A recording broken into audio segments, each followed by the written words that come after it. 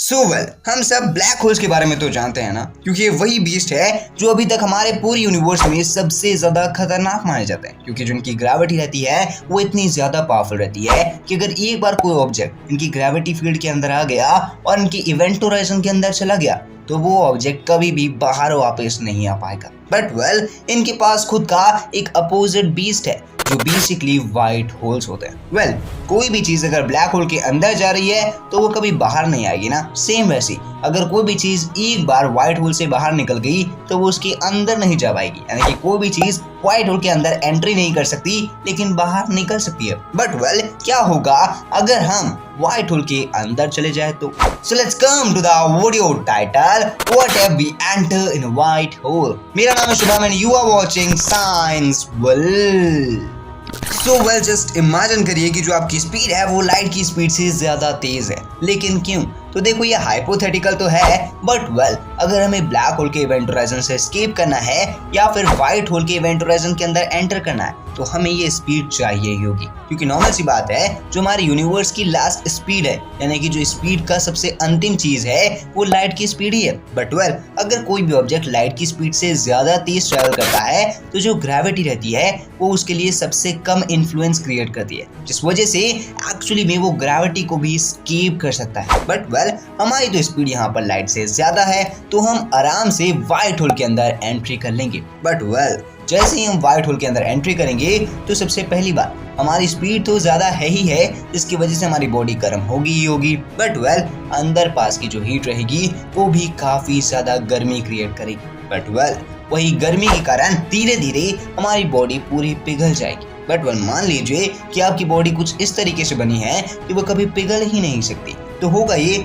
आप धीरे धीरे अंदर एंटर करना शुरू करेंगे। बट जैसे ही आप एंटर करेंगे आपको दिखाई देगा कि आपके इर्द गिर्द हर जगह मैटर ही मैटर है। बट जैसे ही आप थोड़ा आगे जाएंगे तो आपको पता चलेगा कि एक्चुअली में ये पूरा का पूरा मैटर वही मैटर है जो ब्लैक होल निकल जाता है, यानी कि कहीं ना कहीं जो ब्लैक होल है और ये जो व्हाइट होल है ये आपस में कनेक्टेड है। बट आप जैसे ही आगे बढ़ेंगे आपके इर्द गिर्द हर जगह आपको मैटर एकदम ही ज्यादा स्पीड, यानी कि ऑलमोस्ट लाइट की स्पीड के बराबर ट्रेवल करते हुए दिखेंगे, जिस वजह से वो जो मैटर रहेंगे वो मैटर अब कन्वर्ट हो चुके रहेंगे एनर्जी में। बट जैसे ही आप धीरे धीरे अंदर और जाते जाएंगे तो आपको एक छोटी सी बिंदु आकार की कोई चीज दिखेगी। बट ये जो बिंदु आकार की चीज है यही चीज हमारा मेन चीज है, जिसे हम कहते हैं सिंगुलैरिटी, क्योंकि नॉर्मल सी बात है हमारे ब्रह्मांड का जन्म ये सिंगुलैरिटी से ही हुआ है। बट जैसे ही आप उस सिंगुलैरिटी को भी एस्केप करने का ट्राई करेंगे तो आपको पता चलेगा कि जो टाइम स्पेस का फैब्रिक है वो बेंड हो चुका है। बट वो कुछ इस तरीके से बेंड हुआ है कि आप पहुंचे हैं ब्लैक होल के अंदर।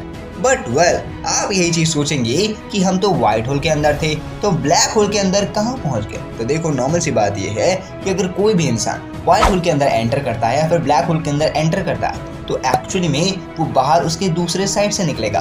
अब इनफैक्ट अगर आप व्हाइट होल के अंदर एंटर कर रहे हैं तो उसका दूसरा साइड ब्लैक होल है, और अगर आप ब्लैक होल के अंदर एंटर कर रहे हैं तो उसका दूसरा साइड व्हाइट होल है, यानी कि दोनों आपस में कनेक्टेड है। और बेसिकली होता भी कुछ ऐसा ही है। अगर मान लीजिए आप ब्लैक होल के थ्रू ट्रेवल कर रहे हैं तो आप ब्लैक होल के अंदर जाते जाएंगे और वो सिंगुलैरिटी में रुक जाएंगे। बट वो जो सिंगुलैरिटी रहेगी उस सिंगुलैरिटी से आप वापस व्हाइट होल के थ्रू बाहर निकल जाएंगे। और एक्चुअली में हमारा जो यूनिवर्स का क्रिएशन था, कुछ साइंटिस्ट का मानना है कि वो यूनिवर्स का क्रिएशन भी ब्लैक होल के थ्रू ही हुआ था। नॉर्मली ब्लैक होल के थ्रू हमारा जितना भी मैटर था वो मैटर गया, फिर वो एक सिंगल पॉइंट में जाकर के एनर्जी में कन्वर्ट हुआ, फिर जो एनर्जी थी वो एक्चुअली में व्हाइट होल के थ्रू बाहर निकल गई, और बाहर निकलने के बाद उसने करा बिग बैंग, और बिग बैंग के बाद हमारे यूनिवर्स का फॉर्मेशन हो गया। और सेम ऐसे ही हो सकता है कि आने वाले टाइम पे कोई और यूनिवर्स का फॉर्मेशन हो through the white hole. But major point तो ये बनता है कि देखो